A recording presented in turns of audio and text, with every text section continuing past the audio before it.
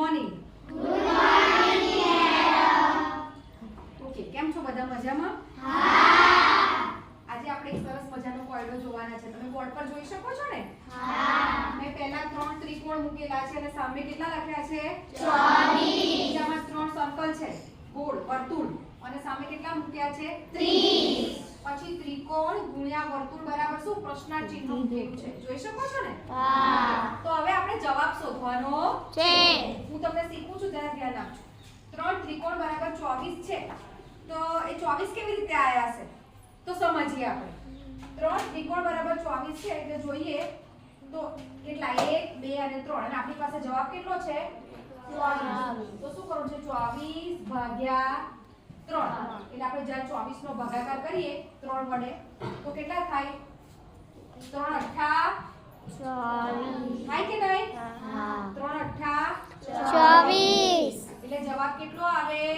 8. કેટલો આવે? 8. એટલે એક વર્તુળની કેટલી કિંમત કહેવાય? 8. 8 8 એટલે 8 વત્તા 8 વત્તા 8 બરાબર કેટલા થાય? 24. આપણે વર્તુળ પર આવીએ તો 3 વર્તુળ બરાબર 30 આપ્યા છે આપણને, બરાબર ને?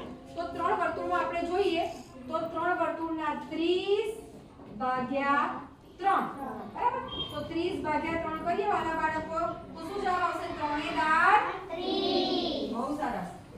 એટલે 0 0 થઈ જાય. એટલે દરેક વર્તુળની કિંમત કેટલી થાય? 10 વત્તા 10 બરાબર 30. Okay, very good. હવે શું કીધું છે? ત્રિકોણ અને ત્રિકોણ ગુણ્યા વર્તુળ. હવે એક ત્રિકોણની કિંમત કેટલી છે? 8. તો આપણે આ જગ્યાએ 8 મૂકી દઈશું. એક વર્તુળની કિંમત કેટલી છે? 10. 10 મૂકી દઈશું. આપણે ત્રિકોણનો જવાબ કેટલો મળ્યો છે? 8. અને વર્તુળનો 10. તો 10 અઠ્ઠા કેટલા થાય? 80. તો આ જે પ્રશ્નાર્થ ચિહ્ન મૂક્યું છે વાલા બાળકો, ત્યાં જવાબ કેટલો આવશે? 80.